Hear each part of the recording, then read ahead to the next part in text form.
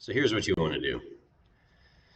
During the install, we're putting in these VAV systems, and you want to check and make sure, and even if it's not a VAV system, you just want to check trends, right? So the first thing you do when you get there or when you wake up in the morning at 5 a.m. and you want to check things before 7 a.m. because the kids are coming to school. So you're going to go down through your temperatures. And there was one there that was, let's see, there was one there was like 76. Oh, that's, yeah, 76, but it's a hallway. So, no big deal, right? Come down a little farther. There was one more I saw. 79, except that, look here, the cool is not running. So, probably fine. This one here, 79 degrees, cool running. That's not good. Let's see what's going on with it. Check the history graph. You can see this, so it's got a supplier temp on this unit, which is very helpful. It's a VAV, so it's got the supplier temp. If it was a single zone, you may or may not have one. But here, look, you can see this supplier temp plummet. So that's encouraging. That means they're getting some cold air, and the space temperature does drop a few degrees. But it's dropping when there's no cool call. So all of the other zones around it are calling for cooling. So the air handler cool call starts right here at, 5:30. So at 5:30, everything else becomes occupied, and the air handler starts blowing cold air, and the space temperature drops. And then at 6:30, this thing becomes occupied. This zone becomes occupied, and the damper tries to open, except that I think that damper actuator is backwards, because you were getting good cold air, and now the damper actuator closes when it's trying to open, and you don't get any more cold air. So your supplier temperature goes up, your zone temperature levels off. So this is a backwards damper. So that's the kind of thing you're looking for. So we're in the main site where you can click on the different air handlers, and you can see all of the temperatures underneath them. So those are all the multi-zone units where you would go in and check your temperatures every morning. But if we need to get into that air handler, we're going to go to the zone controller. So we'll do HU7, and we'll go back in the history to the 21st. And we're going to analyze some trends here. I got a call from Michael Johnson about Kilgore College yesterday saying that AHU number 7 had a problem with the fan. And we've had issues with that VFD before, and I went out there and I fixed it a couple months ago. So I get the call, and he says the fan's not running. So if we go back a couple of days and we start to look at these trends, we see the supplier temperature drop as the chill water actuator opens. This is chill water, by the way, chill water unit. It looks like a couple days ago the fan was just running steadily, probably in hand. 2 inches of water column all day long. But we were having a poor supplier temperature, so the blue line, poor supplier temperature, until the actuator kicks in. Then, so as the actuator opens, the supplier temperature drops, and that's a good thing. And then you should see a corresponding dip in some zone temperatures, but you're not getting a whole lot. So let's go to the next day.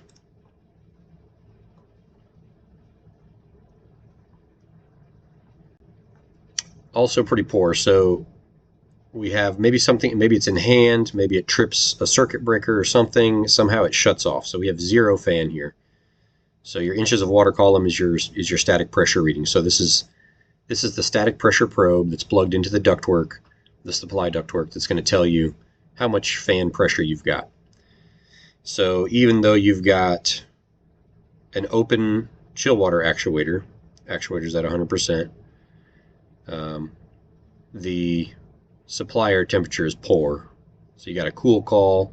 So here the cool call starts, the actuator opens, and you have a very poor supplier temperature nobody's really getting any cooling, and the fan is off.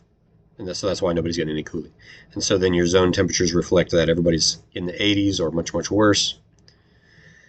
So then he calls me on the 23rd, and he says, what's going on with this fan? They've had to put it in hand. So he called me at lunchtime.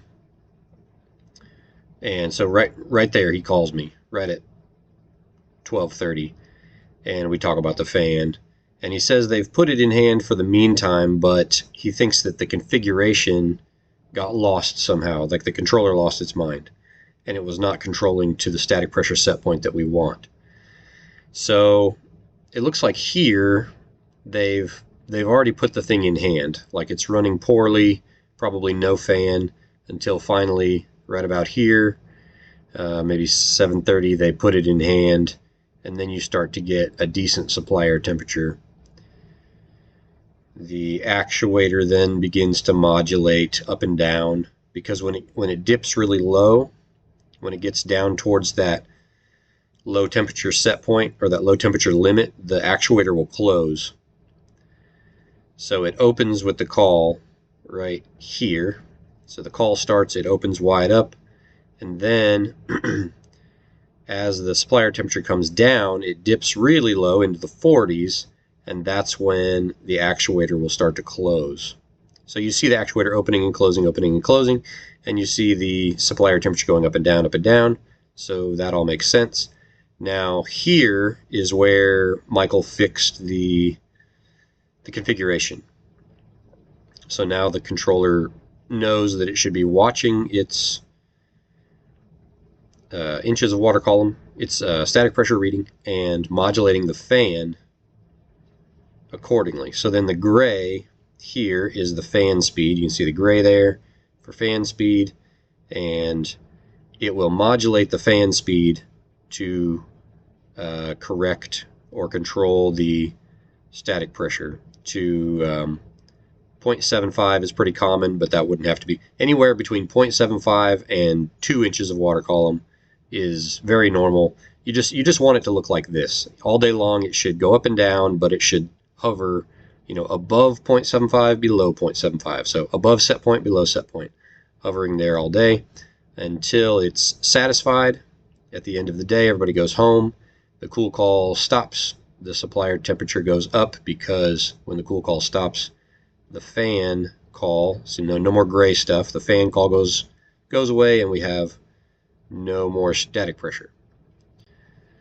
So that is healthy. You can see the temperatures drop and modulate like they're supposed to, up and down, and then at the end of the day, everybody goes home and it all turns off. So they should track together. Your supply air temperature and your zone temperatures should track together for the most part, unless something strange is going on, like you've got a fan in hand, or if your chill water valve doesn't open, if you have a broken chill water valve or backwards chill water valve. Okay, so then here's the 24th. This is today, and look at this beautiful graph. You've got 6 a.m., everything becomes occupied, and it starts to drop and modulate. A few outliers, but no one cares about those. Okay, so actually we do care about the outliers, because if you have a thermostat that's reading significantly higher than all of the other ones, it's not getting good airflow, it's going to keep that unit running when everything else is satisfied. So when you see outliers on the graph, you should go and check them out. And if you can't do anything about it, like here's an example of one that's next to a window and it reads 10 degrees higher than everything else around it, and it also has poor airflow. So if you can't do anything about it, you need to schedule that thermostat appropriately, like turn it off, or maybe do an offset in the temperature. So everybody's tracking together, and then you look here at the supply air temperature as the cool call starts. Supply air temperature drops and begins to modulate. It's working beautifully. The same with the actuator graph. As the cool call starts, the actuator opens, and then as that supply air temperature gets close to its set point, it begins to close, and it's running at 30 or 40%.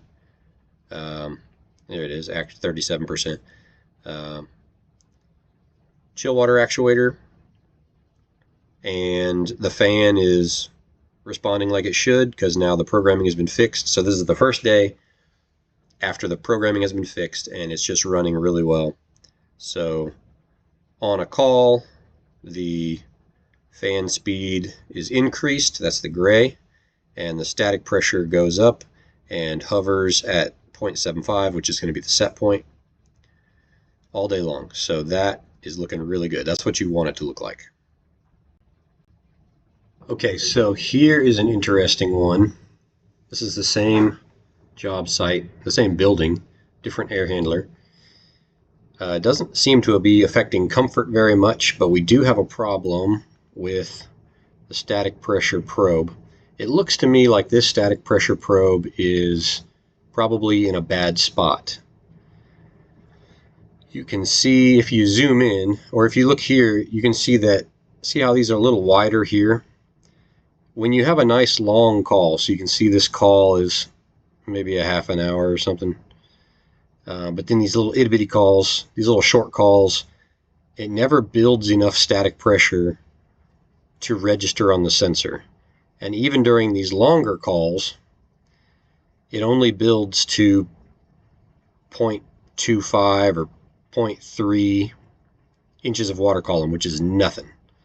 So the pressure's really low, and it's only seeming to get up there when you have a longer call. So if we zoom in, you can see how these little short calls do nothing. They don't register on the sensor at all. But if it's allowed to run for a while, it seems like it builds the static pressure enough to affect the sensor. So the sensor's probably in a bad spot. That's really probably what it is. Here's a pretty good one. It's got a few outliers, but the graph is beautiful. When you're unoccupied, everything's the same, and then as soon as you become occupied, you get your cool call and everything drops together, and then everything cycles like it should, right around that 72 degree set point. You probably have like a 1 degree offset where it's going to kick on at 73 and kick off at 72. That's what that looks like to me. As soon as you get your cool call, your supplier temperature drops very rapidly and then hovers where it should. You see when it dips below 50 that the actuator will begin to close a little bit, but then opens right back up. Your cooling actuator is at 100% and your heating actuator is closed. Your return and outside air look very reasonable. So these outliers, you don't know if someone has turned off their thermostat. I mean, you could go and check and see if they're scheduled properly, if someone has adjusted the set point recently, or something like that. Now, if they are calling for cooling and they're just not making it there could be something wrong with the damper. But here it suggests, they're getting airflow. But the heat load in the room may be too much for the air supply, something like that. So it could be something wrong with the damper. For the most part, this graph looks really good. The static pressure is hovering right where you want it to. The fan speed is modulating like it should. It's a beautiful graph. But looking into those outliers, scheduling, you might have a teacher that goes there and turns their thermostat off because they're cold. Somebody likes it at 77 or 76 degrees, and so they've turned theirs off, and maybe that's why the reason is. But could also be related to the dampers or the airflow in the space. Okay, so this one's interesting. This is that same unit way back in February when we first did the install. So this zone controller's only been online for a couple of days, and this just illustrates the point that when the install is happening and when the project is early on, you really got to check these trends. The install process is complicated. A lot of times things get missed, and so the trends will reveal that to you. So here is a heat call, and you can see that the heat actuator goes to 100%, but the supplier temperature does not go up. Now I do have the outside air temperature going up pretty rapidly, so maybe, now let's look at these. Yeah, these start to trend upwards. That's not very much though, like the heat of the day. As the day progresses, that's pretty natural for the sun to come out and warm up the building. So that's inconclusive, but the spike in outdoor temperature, they could have switched the supplier temperature probe and the outdoor temperature probe. Now here in the same day, it suggests that the supplier temperature probe is in the correct place. So let's just assume that the supply air temperature probe is correct and that something weird is going on with the outside air temperature probe. So if you see the heat call come in and the hot water actuator go to 100%, but no rise in supply air temperature, then there could be three things. The heat actuator is broken. It does not open when you think it's supposed to open. Because this is telling you that it's calling for it to be open. It doesn't actually mean that it is all the way open. So then you could have, it could be backwards. So when you send it 100% command, it goes to 0%. Could be backwards. Or also, I think in this case, the boiler was not on. I was the one taking over that boiler back in February, and I'm pretty sure on that day, the boiler was not running. So a call for heat, no hot water in the pipes. So even though the actuator was probably 100% open, you had no rise in supply air temperature. Okay, so here's one with a crazy outlier. So this one's green, and it's going to be green over here. So 86 degrees in the electrical room. So the electrical room probably has very little airflow, if any. It has a thermostat for some reason, so it may have a diffuser. You can see that at the same time that the cool call starts, it dips by 1 degree when everything else dips really well. But anyway, there's probably in this electrical room a large transformer producing a lot of heat or very, very little airflow at all. So you want to be sure that this thermostat has been scheduled off, or that the set point is like 95 degrees so that it's not calling the air handler on it all day. So some smart project manager has done that, because you do see periods during the day where this air handler does satisfy. It's not very long, but it does. So you know that that electrical room thermostat is not keeping the air handler running.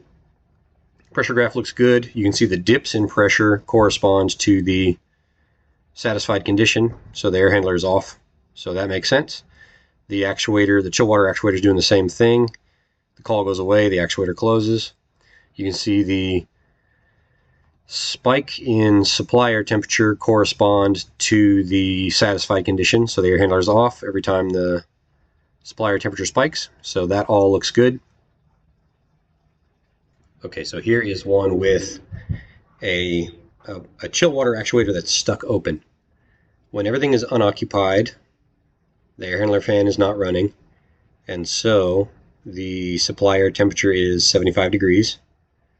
But as soon as everything becomes occupied and starts calling, you got a call for cooling here, and the supply air temperature plummets, which is a good thing. But as it passes 50 degrees, the zone controller says, well, wait a minute, that's really cold. I'm going to start to throttle back this chill water actuator.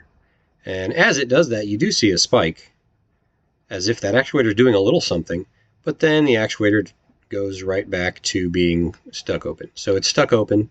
We're sending it a 0% command, and it's just stuck open all day. During the summertime, it doesn't seem to matter a whole lot. But yeah, hopefully in the wintertime, it's really going to be in the swing season. So in the wintertime, the chiller's going to be off and you won't notice.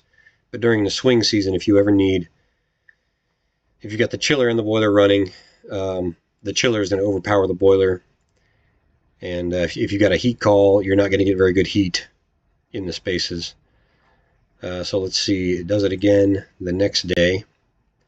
Same way, goes all the way down. The zone controller attempts to close the actuator, and it does a little something, but then it opens right back up, and it's stuck that way all day long. So that is a stuck open chill water valve, not being called, but producing very cold supply air temp. Here's one where the return air temperature sensor has gone bad. The return air temperature sensor reads between 20 and 25 degrees all the time, and is jumping around like crazy. It should be flat. And the next day, so there's no call for cooling here, but the next day, look how crazy it goes. When there's a call for cooling, it just loses its mind. Doesn't look like the fan is doing much either. Something wrong with the static pressure sensor. So lots of bad stuff going on. If you zoom in, you can see it spaced out. But yeah, that's a bad sensor. Any wild swings like that, that's going to be a bad sensor. Could have something to do with the Z8. You see the supplier temperature jumping around a lot too. That's too much. Here's one where the zone damper is just stuck wide open. So the zone is called center, the thermostat's called center, and it's that light blue. And it's just going crazy. It goes up to 80 degrees and it comes all the way down to 58 degrees. And that sounds a whole lot like supplier temperature. And you can see that the supplier temperature and the zone temperature track together. As the supplier temperature goes up, the zone temperature goes up. Supplier temperature goes down, the zone temperature goes down. Let's zoom in a little bit here.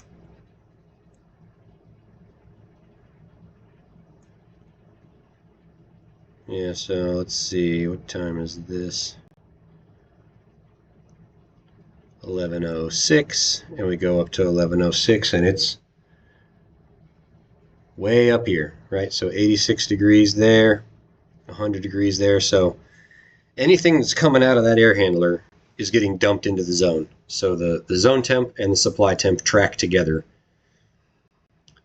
So when you have a zone that's stuck open, maybe it will subcool. You know, so here it's subcooling down to 58 degrees, and then it's going to artificially call heat. So it really ought to be just like all its friends. You know, this guy here, he looks like he probably wants some heat, but for the most part, these guys are doing fine. They're all in the middle. Nobody needs heat. The one that's calling heat is the one that's subcooling because they're stuck open. So a stuck open damper is going to make your air handler run all day. It's going to be wild swings between cooling and heating. It's no good. And then you can see the very next day, we check these trends every day because we want to do a good job. We see the craziness, and the very next day we fix it. So now, with that damper operating as it should, we did need some heating in the morning. Again, it's New Hampshire. It was way up north in March, and did need some heating in the morning, but no cooling in the morning, right? So the day before it was cooling, heating, cooling, heating, cooling, heating. Well, in the morning you would expect it to be colder, and so you get a heat call, and in the afternoon as the sun comes out, you start to need some cooling. So that all makes a lot of sense, and no more crazy zone graph to deal with. Here's one where we had a lot of the zone dampers backwards. This was a multi-zone unit, not a VAV unit, a multi-zone unit. It was chill water, hot water. And if you look at the supplier temperature, you can see that some of these zones, looks like 3 of them here, track with that supplier temperature. So as the supply gets cold, they get really cold, 63 degrees in the space. And then they call for heating because they're so cold, and they do warm up some, but some of the other zones end up needing cooling, and so the system switches back, and as the supplier temp gets cold, they get cold. So back and forth all day.